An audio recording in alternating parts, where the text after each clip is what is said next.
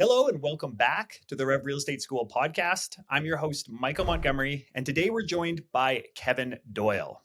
Now, Kevin is an amazing agent.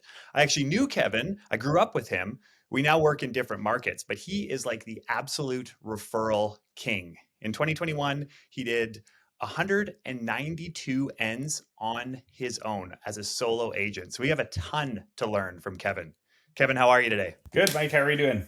Good. Thanks so much for taking the time. Looking forward to diving into this and especially around the concept of referrals, since you were able to do 192 ends and more deals that were referred out, yet you don't pay for leads. This is all done through referrals. So I'm super pumped to chat with you about this. Yeah, it's a good strategy when it looks at your bottom line. Ultimately, I find happy clients is your best marketing. That's really the way I roll with it. You know, the happier the client, the more referrals you're going to get. And it's that simple. I can't wait to dive into those details. There's so much that we can learn from this. But just to rewind the clocks, let everybody know how you made your way into real estate. Walk us through kind of the history before you got into real estate and how you got into the business. So I graduated university in 2005 with education degree and I didn't teach right away. I worked for a gas company that I worked for when I went to university. Worked for them for about 2 years.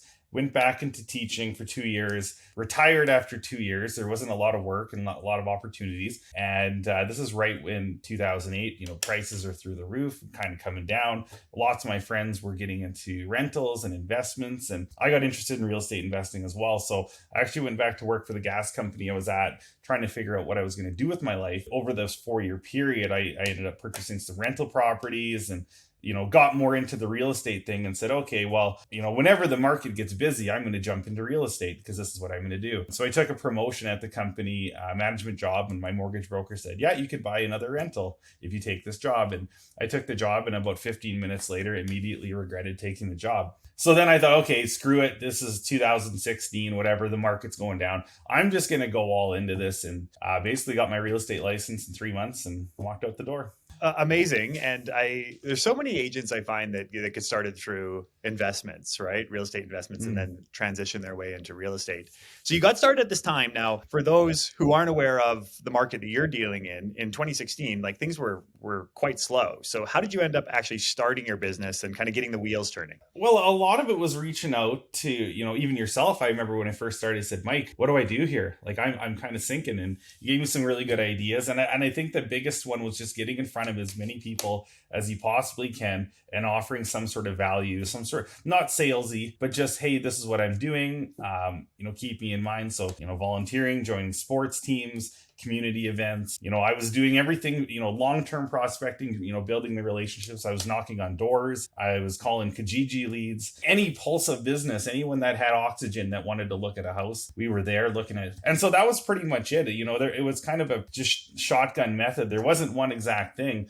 But as I went in the business, I kind of funneled it down to what was working better than others. Mm-hmm. But my first listing I ever sold was a for sale by owner on Kijiji. And sweetest lady, I still talk to her. She gave me tea. Yeah, I had my open house signs. Well, we didn't even have it listed. But lots of the craziest strategies I felt like came from my first year. But it built good referrals and people seen how hard I was working from doing these. And that's kind of how I started off. So that's amazing. And as far as when you actually started to narrow down what was working and what wasn't, what were those activities that you said, okay, this is producing the best lead source or the most number of leads? So out of everything that you were doing between community events and volunteering and sports and that sort of thing, was there anything in particular that sticks out amongst the rest? I would say from an efficiency point of view, I would make a list on Facebook of people that I knew. And it was just conversations with them. Hey, your dog looks cute. Your holiday looks fun, blah, blah, blah. And just a conversation. And then from there, hey, this is what I'm doing now. If you know anyone looking to buy or sell or any questions, feel free to reach out. And I think I sent that message out, a version of that message about 800 times in the first year. Now, in that first year, I would say 40% of those messages that I sent out were never returned. And I kind of took it personally, but like, oh, this is sales. I kind of get it now. Of those that did talk to me and communicated, I think by the end of the year, I figured I had 19 sales from that message. Didn't cost anything. That was a good, efficient one as I got into it. The least efficient was just, cold calling, talking to people at their doors. I mean, maybe my conversion wasn't as good with door knocking, but I felt like talking to people I didn't know, or people that were kind of like, oh, you're looking for commission. Like those conversations I felt like were far less efficient and effective. Yeah, super interesting. So as far as the message that you were sending people, you were sending this through social media? Were you just like going through your list of friends or contacts on social media and just sending out this message, asking people, hey, what's new, and then letting people know what you were doing? And then I would make a groups so that if I wanted to toggle just people that I was communicating with,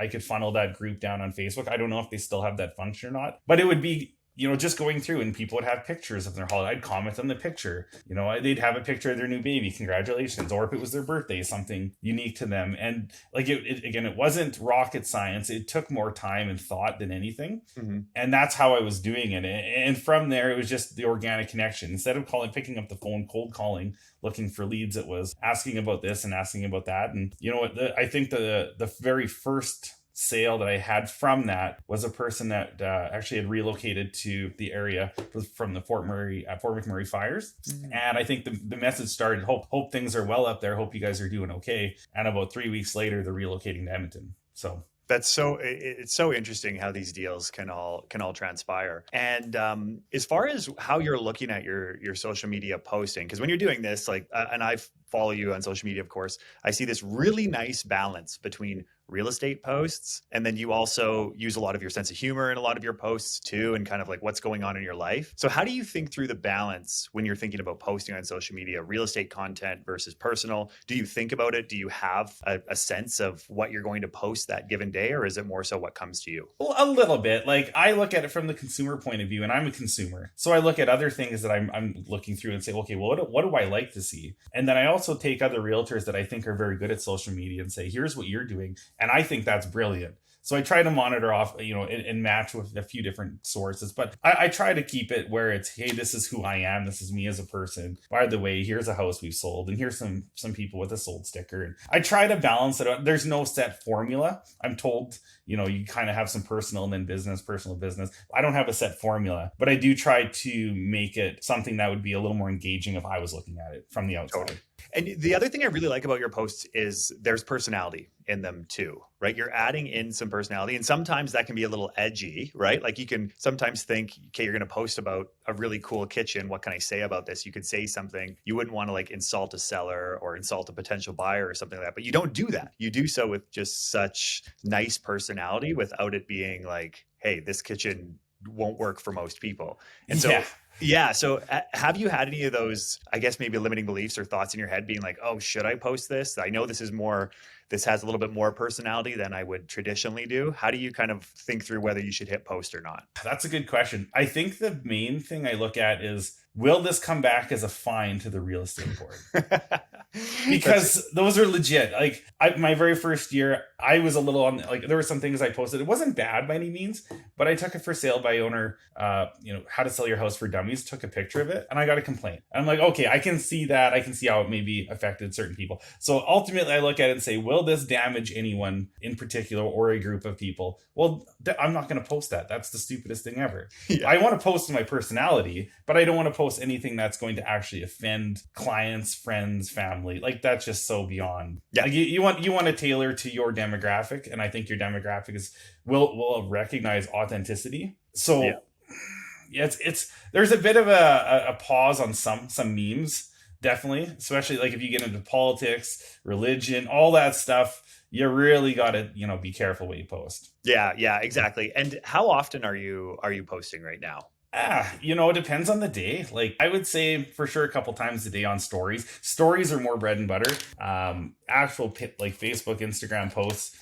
If it's a new listing, like my wife, she does the social media posts. She'll put all of her new listings up and make it creative, and she does a lot of that. But for me, it's more stories. I find the stories are more engaging, and the posts, I don't do them as much as I used to, because stories have actually taken more, because I feel like stories are more top of mind, and the people that are looking on your stories are the ones that are always seeing you, right? So if you look at your stories and you have anywhere from 100 to 800 views on it, that's way more efficient than putting a post and you getting 80 likes on Facebook.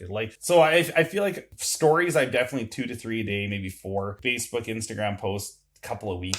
Yeah. not a major time thing, I guess. Yeah, that's awesome. That's awesome. And then just before we jump into referrals a little bit deeper, I want to just go back to you. You mentioned that you sent out 800 of these messages with about a 40% reply rate. Now, with that reply rate, I could see a lot of people being like, forget this. Like, as soon as I don't get one reply, I'm done. This strategy doesn't work. How did you handle that concept? And it's not even rejection, it's just like a lack of response. How did you end up dealing with that in your mind? At first, I took it personally because this is my first time ever doing anything in sales, and I thought, okay, well, I took this time and wrote you a message, and you ignored it, and like screw you, like I don't want to deal with you. So that was my first reaction, was like pain, and then I thought, okay, well, if I got a message, and I get these messages all the time from many different marketing groups and businesses, and I ignore them, I said, okay, well, maybe it's not personal. So what I did ultimately is just shrugged it off, had to move on. Like, you're going to learn real quick that the more no's you get will turn to yeses.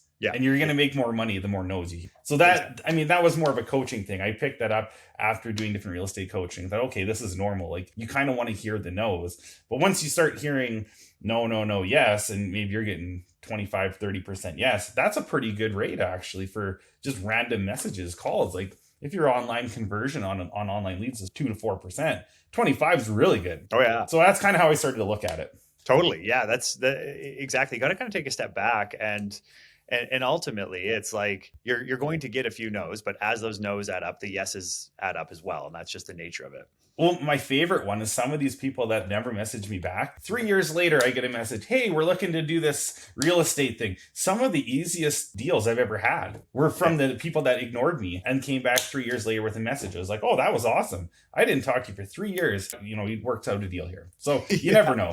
Thank God you didn't block them on Yeah, Instagram. It's like delete, like, get out of here. Totally. So you never know. And so most of this outreach that you were doing is all done through social media. So are you making any calls, text messages, anything, emails, anything like that? Or is the majority of this done through text messages with numbers that I knew? Emails were very, very rare. And I don't think I ever picked up the phone once and called someone. Other than when I worked on a team and it was very online heavy leads. That was kind of where my role was. I think it was my second year in. And like, I did call people there, but it was awkward and it was more like calling suspects and it was different. So, but in terms of what I've succeeded with, I never picked up the phone to call anyone. Very cool. Yeah, very, very interesting. So, and then now you've been able to build this wildly successful referral based business. So what do you credit you getting these referrals to? What's causing you to get so many referrals versus another agent out there, would you say?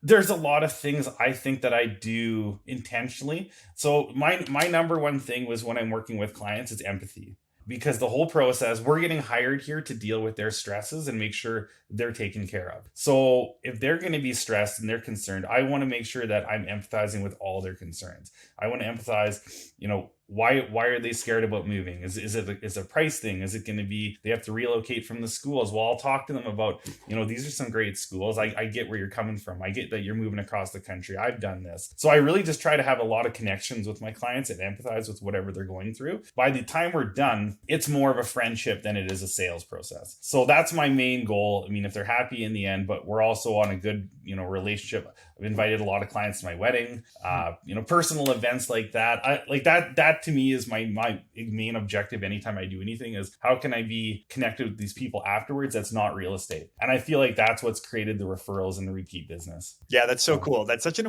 an important concept. Now, how have you been able to take the relationship beyond real estate onto the personal side? Now, and naturally you might just do this. This is actually, I know you, and I know that you naturally just will do this because you'll bring up things that are of interest to you as it eventually turns into a relationship. But do you mindfully do that? Are you trying to build a relationship, a friendship with these people, or does it kind of naturally happen throughout the transaction?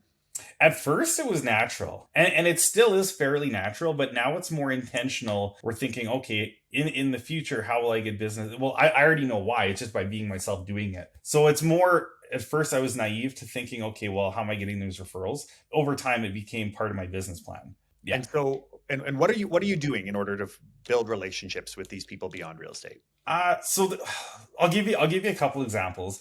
One of them and I haven't done this as much because it's gotten busier over the years, but it sounds terrible, but every day on Facebook, you're going to see a dog die or a pet die or an animal, some sort of situation where there's a family who needs some sort of support. I literally would have cards, like, sympathy cards. And and again, this is being in a small town, you kind of know where people live. I would deliver these cards saying, hey, sorry to hear about Rufus there, dog died. Here's a card, here's some flowers or some chocolates, just dropping it off. Like, not even real estate related. I had one client, I had helped them sell their house. And thought, okay, well, how can I stay in touch with these people without being, hey, I'm the annoying sales guy, right? Well, I see on Facebook that the one son dislocated his shoulder playing hockey. And I'm at Walmart or some store like that, and I see NHL 19 is on sale for like $20.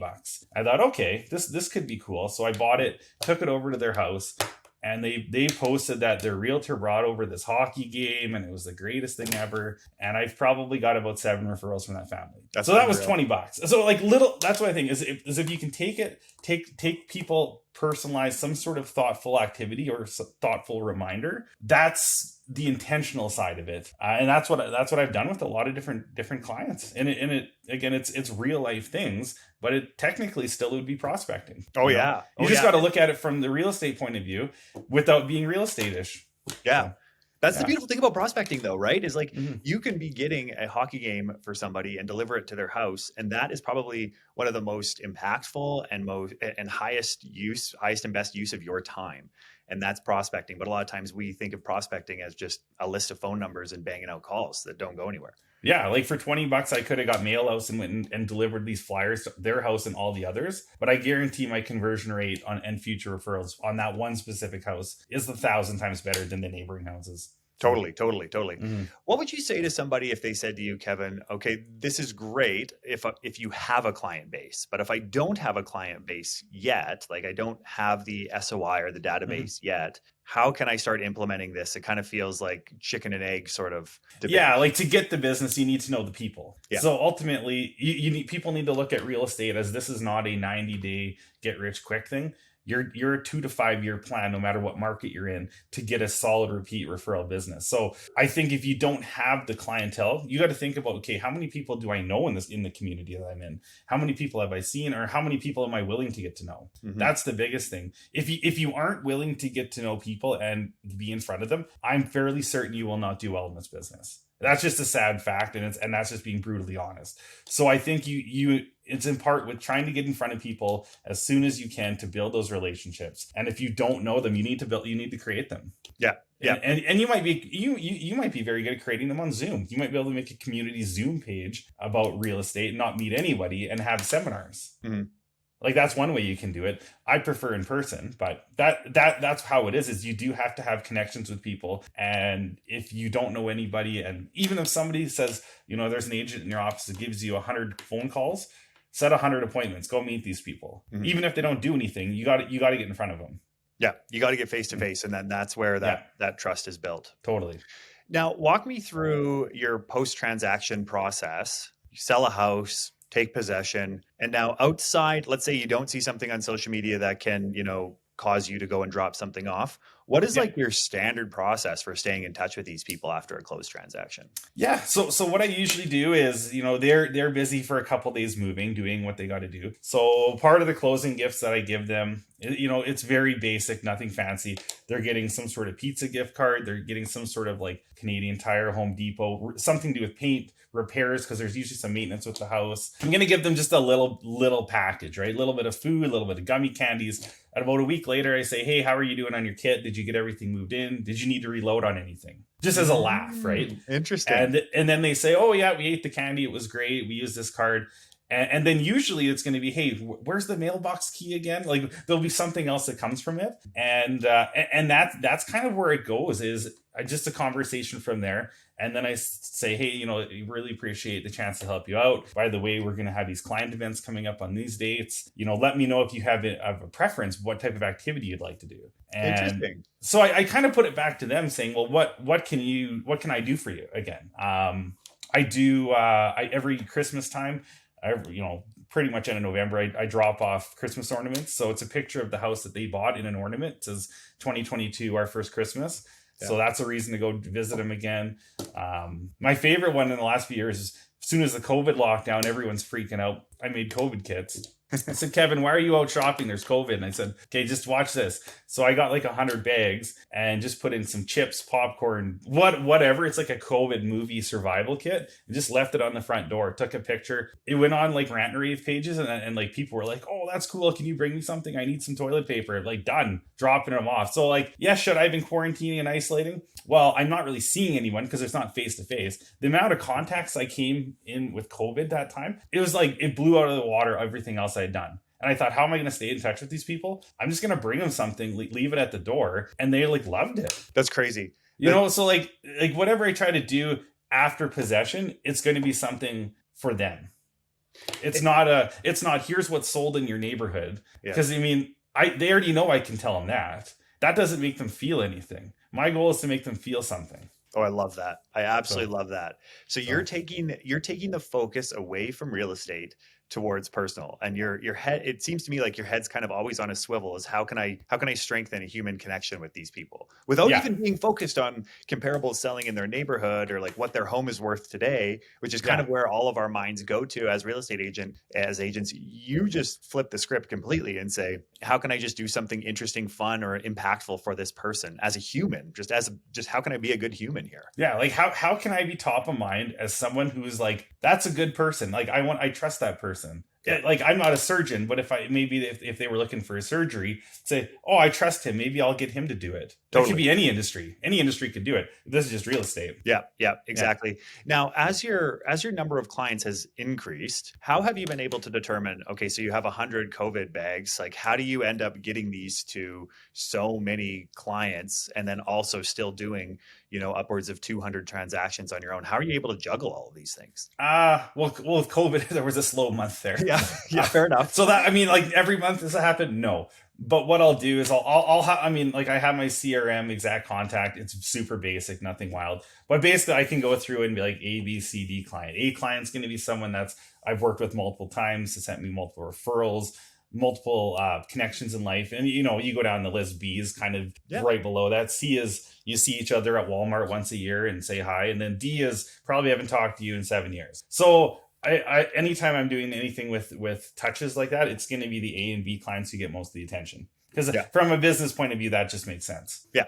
You have to be mindful of your time. And after you've closed a transaction, do you ever ask for business? Do you ever ask for referrals or anything like that? Or are they just naturally coming because of these pop-bys you're doing and how you're making them feel? Yeah, like I think it's one of those things, like inherently the people, like the clients already know, like, hey, this realtor wants to be at the top of mind. So do I go and say, hey, keep you in mind, give me business? No, I always just say, if you ever need anything, let me know. You ever want to know what your neighbor's house is sold for? Let me know. Yeah. Because they always do. Like they always want to see it. Or everyone's looking on realtor.ca. Yeah. And I'll get random messages. Hey, you've seen this house is for sale at this price. What do you know about it? Yeah. Okay, well, here's what I'll tell you what I know. And where is that? I already know that's going somewhere real estate related in their life, but there's no point in me saying, hey, I'll come over and give you a market evaluation. Yeah. Because I don't want that. They don't want that. They're not ready for that. Right. So you're asking them to reach out to you if they have any questions. And I just try to make sure that, like I say, I look at the numbers and say, okay, if I'm going to do this many transactions, there's going to be X amount that are probably referrals. How many are going to be past clients? How many are going to be? So, I mean, I'm kind of looking at the numbers and saying, okay, where will we be if I do all these actions? So that's just kind of what I put together I have business plans, but often it's very loose. So, yeah, that's fair. That's totally fair. And then how are you staying in touch in kind of a scalable way over time? Now, I know you're posting on social media consistently. Are you doing like a monthly email newsletter or anything like that goes out to all of your clients? I do have a monthly email that goes out. It's super generic. Like it's here's the 5 tips to sell your home in a downward market. Like it's pretty generic. So that does go out. I do yearly mailers to clients that are still in their house. Like I've got a list from I work with a company in Edmonton here. I send them out. Hope you had a great year. Here's a picture of me and Amanda and Nora. Just something like I do mail that out. Do I think that's a strong connection? No. But like you say, with managing your time and expectations, you can only do so much with certain groups. So yeah, exactly. Yeah, but my main one is client appreciation events. So let's dive into those. Let's dive into those because I think I think these are things that agents all want to do, but we don't really know where to start or how do we actually organize them or what do people want to do. And I really like your concept here of asking people what type of activities would be interesting for them. Then we don't have to guess. But walk me through how you go about hosting these events, what you choose to do, how often you have them. Yeah, so assuming COVID doesn't happen, I try to do 2 a year. One of them is going to be tailored for adults, the older, 18 plus population. The other one's going to be a family event. So this year, what we're doing is a comedy night. We have 2 comedians coming out. We're going to pay for them. We're going to pay for some drinks, some food, the venue. And it's just going to be a night of just having fun. Wherever the night goes, it is what it is. We can have 200 people there. So of the 200, 10 of them are me, Amanda, comedians. So basically we got 190. So we're going to go through the list of A and B clients that are 190. And not only just current or past clients, but current clients too, and current prospects that I know will be doing something. So we try to put all those together in a room. The child one we're doing, or family one, is like family bowling. So you can probably hit about the same number of people, but we're going to focus more on the families that are A, B, and we're going to have some overlapping clients on both, because there's both, mom and dad want a night out or whatever, and then the kids. So that's what I do for that this year. I've done like foam fighters, like Nerf gun fights. The best one that I've come across is actually from a colleague of mine in Spruce Grove. It's called Park Crawl. Doesn't cost you anything, and you maybe have heard of this, but what it's doing is essentially emulating a pub crawl, but with playgrounds. Oh, that's so cool. So you pick a neighborhood that's got 3 or 4 parks. I'm totally doing this next year. And you invite local businesses to sponsor parks. Yeah. Right? They're going to bring prizes. They're going to have the parks named after them. And you're just going to go from park to park. There's going to be door prizes. There's going to be food. At the end, everybody can put money in, to win a 50-50 or something. But then you got to bring something for the food bank. You got to bring something for local charity. Meanwhile, you as the realtor organizes this. So you're the face of this. And not one time do you talk about real estate. Amazing. Yeah. You're literally just talking about life. And you're like, I'm sure you guys are joking around. You're always going to get the question. You nothing. It costs you nothing. And all the other businesses absolutely love it. So you could do that as a client event if you want. I think that's good for a community event personally. But yeah, that's great. That's kind of what I do. Yeah. Yeah, that's amazing. So just to get into more of the specifics here, how are you reaching out to clients and inviting them to these events? Yeah, so we have all the information on our CRM. All their, emails, addresses, phone number, boom, boom, into Eventbrite, done. So I'll email them out, but then as they're going out, I'm just sending a text message. Hey, this is happening. Let me know if you can come or not. Let me know maybe within a week. Tickets are limited. If not, we'll invite someone else. That's pretty much it. Yeah. And so these have been one of the biggest sources of referrals for you then over the years, it sounds like. It's just like top of mind things. Like I think doing them every year is important, even if they haven't bought a house for 3 years. Like I know there's probably 15 clients that I have that send me at least 3 or 4 referrals a year. Yeah. They're kind of social butterflies in the community. They know a lot of people. So like those ones for sure, like clockwork, they always ask, when's the next event? When's the next event? Okay, well, here's the event. What do you think? Oh, that's a great event. They bring a few people. So that's probably been, like, in terms of ROI, one of the best ROIs I've seen in anything I've done. Yeah. In terms of like big events, that's probably the best one for the time that I've spent. Yeah. Other than that, it's going to be, just, pop-bys, dropping off things, saying hi, stuff like that. And I know we're getting pretty specific here, but are you reaching out to them and saying, hey, I'm going to be over at your house? Are you just dropping something off at the door? Are you just showing up, knocking on the door and giving them something? How do you approach that? Usually I'll look at my calendar and say, where am I going to be today? And like, how much time do I have? And it'll be a text message. Hey, I'll be over here today. Are you home?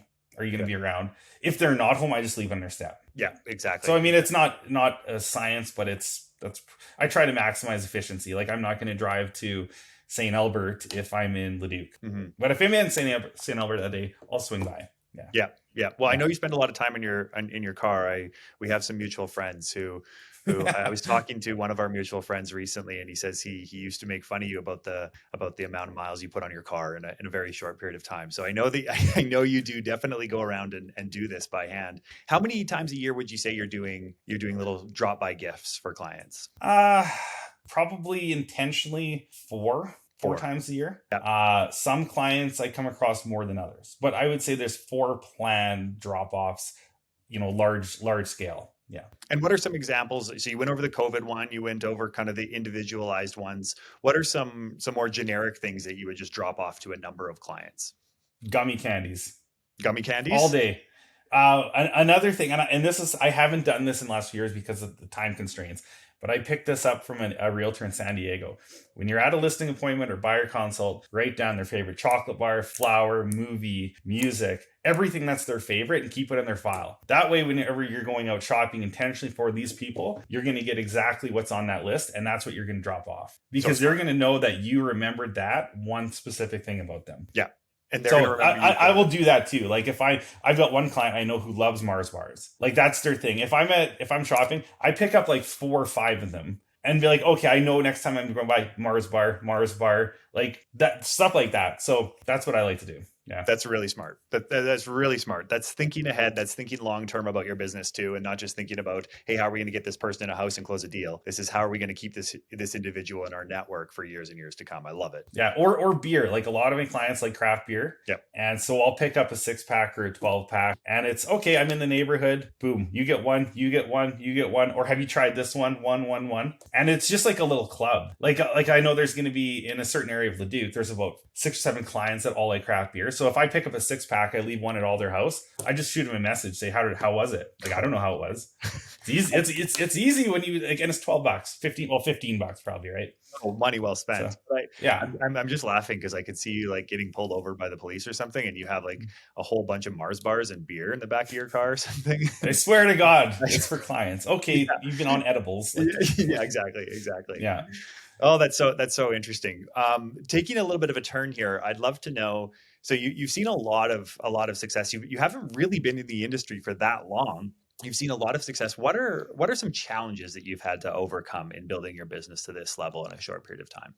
Scaling, time management, those they kind of go hand in hand, but I think scaling to the point where is the ceiling? Like, do you want to keep doing more, and how do you keep up with the same level of client service? Yes. 100%. That's the main one, especially with the last few years, the market, the way it's just been bonkers. So you're trying to keep up with, keeping everyone top of mind. Meanwhile, you still have to send that amendment over at 10:30 at night. So that's been the most challenging part of it, is trying to do the time management and scaling. I would say it's just get better organized, like getting up earlier, having to stay up a little bit later, prioritizing certain things over others. That's been by far the most challenging part. Yeah. And I imagine it would, especially at your production level. So why have you made the decision to do it solo? A lot of agents, once you hit even 50 transactions, you're thinking about building a team around you. You've 4x that. So what was the thought process around continuing solo versus going the team model? Well, I've been on 2 teams, and I think the team model works if that's the personality type you like. For me, I do not like managing people. I do not like managing, 4 agents, and I don't like being responsible for them to succeed. I like coaching and helping, but I like being responsible for me. That is, you could call it kind of a control freak too as well. I do have an assistant who, does my admin work now. So I've tried to leverage off some of that, the paper pushing, I guess you could say. Most of it's been because, for how I do certain things, not everybody can do what I'm doing. Like I don't have the mail outs. I don't have here's the team model. Here's the team mentality. I don't feel like I can replicate that with another team member. I can give them ideas, say do it your own way. But I think part of it is I just like doing it my way, and I don't have the time. Yeah. To like I look at it and say, if this is what I can do on my own, can I take 2 or 3 other agents and get that same number? Well, I'm still going to have to work like crazy to show them and do all this other stuff. So for me, it's just, I think it's just an efficiency thing. Just, I'd prefer to do myself. Well, and also from even your clientele, I could imagine if I was one of your clients, you have such a great experience with Kevin, then you refer somebody, you want that person to get Kevin, because that's that is what they're purchasing in so many senses. Yeah, to some extent. Yeah. Like, and that's the thing. I don't want to disappoint people with something where they're not happy with what they're getting. Yeah, exactly. Right. Let's dive a little bit deeper into time management. So how have you been able to make this work? Maybe just start walking me through what a day in the life looks like and how you've been able to manage your time and some things that have helped you. Sure. So I'll give you at the absolute busiest, like I think 30 or 31 deals in April. That was my busiest. Wow. So luckily Julie's my admin. She's great. She's about 20 to 30 hours a week. So prior to Julie, I did that myself. And this would have been the year before we had Nora. So this would have been like just over a year and a half ago, I was still doing that 30 deals by myself with all the admin. It was very unhealthy. I say I do not encourage anyone to do it. I was up about 5 or 5:30 every day, go for a run, half an hour, do something. So I'm basically at the computer from 6 until 8 straight. Any paperwork that needed to be done was me. I've now sourced that out to Julie, thank God. Then from about 8 till noon, it was following up with leads, following up with deals, making sure we have inspections booked, all the other behind the scenes boring stuff that people don't see. That was about 4 hours of the day. The rest of the day from noon till whenever the sun goes down or later was appointments, writing offers, all the other stuff, flying by the seat of my pants. That's what the typical day looked like for almost a year straight, like depending on what month it was. Since I've had Julie helping out, and since I have Nora and being married, again, married and kids is a different story. I'm not nearly like that. I'm probably 8 until 7-ish most days. But if you're showing houses at listing appointments, it goes longer than that. But I try to carve out a little more family time, a little bit more downtime now. So that's kind of how my day looks on a whole. Yeah. That's amazing. So the assistant was really a game changer for you ultimately. Oh, totally. Like I could have easily done what she's doing, but I'd probably be single. Yeah. Like I wouldn't have a wife and I wouldn't have any outside life. Right. Yeah. So yeah, it's been a game changer for more balance, 100%. Yeah, for sure. As we're getting to the end here, Kevin, so let's say a brand new agent came up to you, and I know we've already discussed this in a sense, but brand new agent came up to you. They said, hey, I'm relatively new in your market. I want to, in 5 years' time, be Kevin Doyle. What would be some of the first steps you'd suggest that they do? Well, I would 100% recommend doing the social media messaging, following up, being top of mind on Facebook. Even if you don't have a big sphere, like even if you know 10 people, all you really need is 10 solid people that want you to succeed.